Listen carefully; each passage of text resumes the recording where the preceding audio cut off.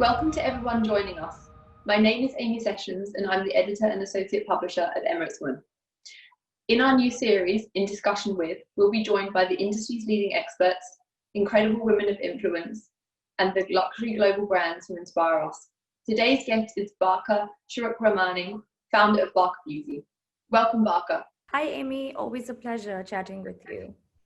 It was so lovely to have you as our cover star for the beauty issue. I know you were saying to me that we haven't stopped looking at it. People haven't stopped sending me photos and videos of the cover in supermarket, the magazines. So, I mean, it was a vision, thanks to you. It was actually really interesting because I had more comments about that cover from further afield actually than just the UAE or the GCC. It was a cover that I think people felt was quite different, and that it was a very strong image, and it wasn't your usual. For me, it was very like chic and very slick, and it wasn't this usual pretty image that you sometimes get. And it was funny because we had two covers that we loved. We had so many pictures that we loved of you from the shoot, but one was quite classic and very, very pretty and beautiful. And we obviously collectively with you agreed to do the cover that we were doing. And I think it really, for me, spoke as a powerful image. I was actually quite surprised, obviously, when I saw the cover, because as we discussed earlier, it was meant to be a pretty with me in white. And the one you went ahead with was actually a super bold, it stands out, but bold in a really striking way. So yeah, I was quite surprised with the choice. And you reminded me, it was very interesting, you reminded me when people were looking at it and the people that I know in, for example, like the industry, they were saying to me there's something reminiscent of a kind of, it's like that 90s supermodel era where it's like strength and quite powerful and still very, very beautiful. So I was thrilled by how it came out. And I think what was really interesting is we saw so many different sides to you on the shoot and in the images that it was amazing. And I think what that speaks to, and I think why I love your brand is that it really, it works for so many people. Is this something that when you started Barkha, you really wanted it to be like a very inclusive brand, you wanted everybody to be able to use it? I think just a quick note, to put an end to the discussion of the image on the cover. And I wanted the women out there to know, because for most of them out there who don't know me, I'm not a model. You struggled initially to get me into that whole mood of like posing, but you did. You say this, but you were very, very good actually. And what exactly went on in my mind while I was giving the cover shot was, this is my answer to all the haters out there who didn't believe in the brand, who didn't believe in me, who advised me not to name it, under my name, because it's very Indian and not an international one. So I literally was like, this is my answer, that, what, I'm a mother and, I'm going to be 38 next month. And if I can do it, everyone can do it. And going back to your question about the brand, yes, I feel like it has to cater to, if there's no, like I said, age is no bar, color is no bar, ethnicity is no bar. And that's why I struggle every day. Beauty is a competitive brand, but I want to create something that there's a void in the market, something that no other brand can give them, Yeah. And I think it was very, we've known each other for some time, but we haven't known each other so closely for many, many years, only in the recent years. And it was super interesting for me to see you in a different scenario, because when we first started talking about the cover, I see you as this businesswoman. From day one when I met you, I see you as this intelligent businesswoman, and you're able also to talk to people. But it was really interesting to see you be able to do a cover shoot like that, because it's something that I would be super afraid of myself. And you were really brave. And obviously we have a great photographer, and he's very good at kind of bringing the best out of people when we use him for a cover shoot. But you were amazing. And I think it's not something that you're usually doing. And for me, that's really the kind of women that I like to work with or speak to are these women that are able to kind of step into these different roles, push their boundaries. And I really felt for us that you did that. And so I wanted in our interview in the magazine to portray you in the way that I see you, as this multifaceted woman, able to build a business and a family, because that for me is something that I respect, that you have both of those things, and you're still championing your brand and working really hard for it and putting in so much effort. For me, amazing. Did you have any feedback on the interview? Did you feel like people knew more about the brand? Yeah, because it's not just about fluff, Yeah. There's a deeper meaning to the brand. Also, we have a whole charity aspect to it. At the same time, even the production, the manufacturing is taking place in an all women run unit, a factory in Bulgaria. So, it's not just a beauty brand. There's a deeper story behind it. I think a lot of people, like you said, looked at me really differently, because people see what they see on Instagram and social media is the preconceived notion. But, I think my interview with Emirates Woman was so raw and real. And it's the first time I actually spoke about like what I do when I wake up, or, my failure about my clothing brand, or what are my future plans. And, it's nice. I think you portray women in the perfect light, how they should be seen as. Oh, thank you. I mean, we had a very interesting inside the beauty issue, and you and I discussed it before. We also did a webinar with Yuki Hans, who's the global beauty director of Net-a-Porter, and someone that I respect hugely. And it's really interesting for me, because what I think about Emirates Woman is it can really be a vehicle to introduce people to brands that they don't know so well, amongst brands that they do. And when I said to you, when we were talking about the cover, I said, for me, it's super important that you only have somebody on the cover that you really believe in, or a brand that you really believe in, because everything, I think, when you're building a brand has to have authenticity, and you have to do it in a way that really has integrity. Otherwise, you at some point, we break that brand. Have you had moments with Barkha Beauty where you feel like, oh, I could have maybe sold to this store, or I could have done things in this way, but you've kept it maybe smaller or more to yourself, so it's really going in the direction that you want it? Obviously, as any brand, the first choice when you're introducing yourself is, where would you like the selling platform? So I had to make that decision, where would I like to sell my brand? And I took that tough decision and actually chose Boutique Cat a year ago, because I believed in the platform. It was the Middle East's first social media driven platform, where they have, the top influencers, promoting all the brands that are sold on the app. So I like the whole idea about it. I like the message. We're going to be launching in India next week. So that took 6 months. Exciting. Huge congratulations. Thank you. Where and how I would like to do it. So yeah, you just want to make sure that the philosophy of the brand remains intact. You don't get lost with the numbers, I guess. Yeah. You were saying, I was really interested, because when you told me that we were roughly the same age, and I was like, you look amazing for your age. So then we started talking about, obviously, it's a beauty issue, what you do. And for me, it's really interesting, because I very much believe in kind of just taking care of what you have and trying to eat well, and not necessarily all of the invasive things so much, although I don't have a problem with this. I think if you can try and maintain, or try and make the best of what you've already got, that's probably the best way to go, because I think most people look better when they look like themselves. You were telling me that you start your day in a really interesting way, and I would love you to share it for anybody that hasn't read the interview. I would love you to tell them here.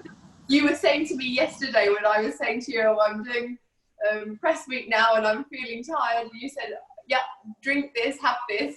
And you're actually in a traditional way. I think you have these things. We all have these things in our families, don't we? Where have this soup if you're not feeling well, or how do you start your day religiously with taking care of yourself every morning, and which do you think works? first of all, I'm a super lazy person. So I want the answer and the remedy in like one quick thing. So I start my day with a shot, but like a very different kind of shot. But it isn't a tequila shot glass, so I feel better about it. Um, it's a mix of turmeric, ginger, gooseberry.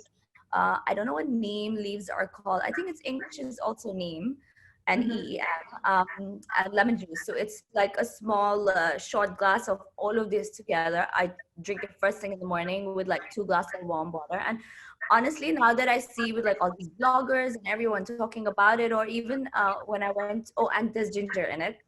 So when I went to see, because I have lupus, so when I went to see my rheumatologist the other day, I said, doctor, do you have any precautions for, how to stay safe from COVID? And she was actually like, I think I heard about turmeric and ginger. A lot of my patients are having that. I was like, oh, I had that nailed, like months ago. You're like, Uh, I'm way ahead of the game. I'm sorry. Exactly. So I completely believe in, like you said, what you see on the inside is what you see on the outside, and it's all organic, my treatment. So when you said you have a sore throat, yesterday, and you're like, I'm feeling rough, I told you, oh, I'll send you this herbal tea because it's actually a mix of like 10 Indian herbs. And we have that mixture ready in our house all the time. Just put in hot water and drink. And I've actually felt, that it works better than allopathy should be the last resort according to me. Having said that, Yeah. I do take a lot of medicines to even survive, but I do try to balance it to remove the toxins out of my body by going for all the herbal stuff. Yeah. And you were saying that you're launching in India. For me, how difficult has it been, or has it been actually easier to prepare for something like that during that time when we've all been forced to work at home, and maybe the logistics of samples and things and shipping things have been a bit more challenging? How did you overcome that? Or has it been easier because you've been at home and able to focus? And I know in your, maybe in your, what you're doing in the situation that we both work, sometimes you have to go out to events and be social. Has it been actually easier not having to do that? No, it's been more difficult. Our launch got delayed by 6 months. And the only reason it's actually happened now is because the platform that I'm launching on, it's called Nika. And Mm-hmm. they are the #1 beauty platform in all of India, in the country, Mm. actually. So it was only recently because they were trying to overcome the challenges of how do they launch international brands. And because just the brand registration and the whole tax paper and all that paperwork in India, it takes about 6 to 8 months minimum for any international brand to enter. So what Mm. they've done is they've started recently a cross-border platform, similar to Amazon, where my brand is listed on their website, and they take an order for me. So the client orders on their website, and all I have to do is tie up with Shop and Ship. So I just have to make sure I deliver the product to Aramex office here, and everything else is taken care of by them, by the team Oh, that's amazing. yeah, and that cut shorts the process of the brand registration and all of that. So I think, yeah, it's actually it was an interesting way of the platform and for brands to overcome that. I feel like in this time, people in business and other areas have been much more solutions focused, because they've had to overcome so many things that instead of having one problem, when you have multiple problems, people are already in this kind of mindset of having to overcome it because they've had a few different challenges. So I think what I can feel from the people that I know is this also seems to be quite a creative time. People are Yeah. doing things in a different way. People are building extra businesses, or they're switching their business, or they're doing different things. And I think it's really interesting to watch those things grow. Do you feel like you could expand Barkha Beauty into other areas of the beauty industry? Because for me, you certainly, I personally like the way that you look. I think it's very beautiful. Like, to me, there could be any number of products. Is there an area that you would like to move into if you grow it? I think skincare, and definitely but I wouldn't want to just put my name on that because skincare is so personal. You're dealing with someone's face, and I just want to make sure like I know everything about it before I put my stamp on it. So like I mentioned to you earlier when you interviewed me, that I am currently studying organic skincare. And it's very interesting because this university for the first time has opened online degree, which, because for skincare, you need to be there to touch and feel the plants, or, Yeah. you know, like if I want an aloe based gel, like you want to see the process. But it's really nice how, again, the same thing, combating, you know, the challenging times right now, they have opened up. So even though the university is in Europe, like I'm studying sitting in Dubai, getting a diploma in skincare. So I think, yeah, combining my Indian ethnicity and the background and the knowledge with an organic skincare diploma, I think that's where I see myself next.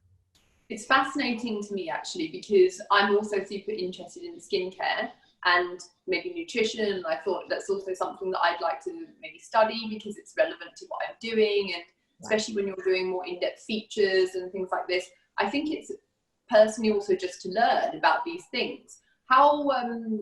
How unusual are some of the things that you're learning? Are they things that you didn't know about skincare, or have you had a dermatologist for years and you're very well versed in this as well? I have super dry skin that tends to get rosacea and eczema.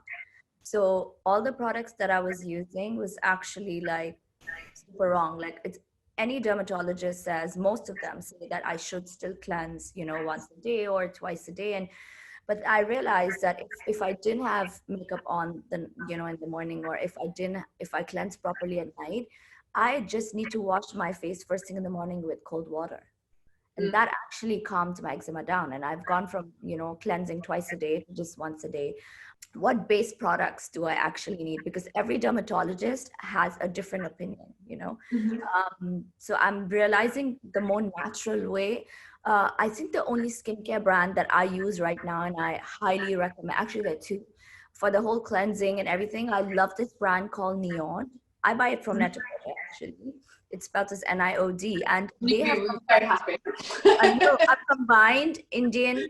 have combined Indian herbs into their skincare brand. I actually don't know where it's from, but I know it's not made in India, and it's so well priced. So I'm obsessed with that. And I love please send me this. Oh my God. Please send me the link. You have to really. And for sensitive skincare, and they also have for acne prone skin, they have for, you know, oily skin, everything is called Acure, ACURE. So they sell, I know, all over Target in America. So I bought it obviously online. It's changed. These two brands have changed my life, and they're all organic. That's amazing. And I think it's, we were talking with Nivi before about the trust factor, where if you have a platform, and it's probably very similar with the one that you're launching on in India, if people trust that platform when they see a new product, they will try it, especially if that product looks interesting specifically for them. And I think you're right that skincare is very individual. I definitely noticed when we were talking about nutrition before as well, though, that there's a link between, for me, nutrition and skincare. And then you start reading more about gut health and things like this. Have you had to do any reading of any interesting books for this that you would recommend people read, or is it too kind of focused on the diploma itself? Do they have any kind of books that would be interesting for like beachside reads for anybody for this summer on skincare? Ooh, on skincare, I would honestly, the one that I follow a lot is Dr. Anthony Williams, who's also called Medical Medium, I think, on Instagram. And everyone from, he treats everyone. He's the go-to doctor for Pharrell, Naomi, and like all the biggest people in the industry. But because can't be bad. No, can't be bad, exactly. His philosophy is that everything that you see on the outside is to do with your gut. So, and he has his book I bought on Amazon, but you get it in Kinokuniya or any bookshop in Dubai as well. And if there's one book everyone must have in their house, even if they're not avid readers, is this one. Because, you know, like the other day, a friend of mine told me that, oh my God, my 8-year-old has been getting intense migraines, and we've done MRIs, we've done everything, but we don't know what the cause is. You know, that's an 8-year-old. I sent her the book. There's a whole chapter on migraines where he's explained that sometimes if you're giving kids too much green, you know, a lot of green, some kids react to the nitrate level in the green. So if the connection, if you've given her spinach 3 days in a row, and if you don't give her spinach and see what the connection is, and it's the migraine going down, and he has this most amazing liver detox smoothie that he says that even if you just have half a glass of that every day, you're actually cleansing your body out of all toxins. So that is one book I feel it treats everything. When we release this on YouTube as well, we'll link the book for everybody to be able to find, along with obviously all your products. Do you? I know people are going to ask me. Do you have a favorite like lip shade that you wear day in, day out? What's your go-to one? 2 lip shades that I wear every day, because I mean, normally I don't really wear this, but you know, I did something special for Amy, so I'm super grateful. You look amazing. It's like clean skin, dark brows, and nude lip kind of girl, similar to you. So Saisha and Madness, the 2 my go-to matte lipsticks. Yeah, absolutely. Yeah. I think the product that I'm very excited about, which we're going to launch next month, is, you know, I'm obsessed with lashes. So, and I know a lot of people are, but they're scared and afraid to do the eyelash extension. Mm-hmm. So what we've done is, it's a liquid, a black eyeliner that turns into, also you can use it also as eyelash glue. So you can put as an eyeliner and buy any strip from anywhere. It doesn't have to be my brand. And you can stick it on top. So it's a glue come eyeliner. You can use it alone or together with the lash. You see, this is what I like about you, because you're always innovating. I also think what's really nice, and we were talking about it before, sometimes it's not the other way, but I think this is why we liked each other in the beginning, that there's there's a group of women, I think, here and further beyond. But what I love is women doing well who are supporting other women. I've never, ever, ever heard you say or do anything that isn't actually trying to help other people. And I love this about you, which is why, for me, I will always support anything that you're doing, and we collectively will support that, because you're all about helping other people build things as well. And that's also how I approach it. I think it's really think that if you are bringing someone down, like, that's what you'll see. If I'm even sitting with a bunch of my girlfriends, or I'm sitting with my husband, the one thing that I always say, and you will hear that people's opinion is about me, that I will never talk bad about any other woman or bring other person down, because guess what? It reflects bad on me.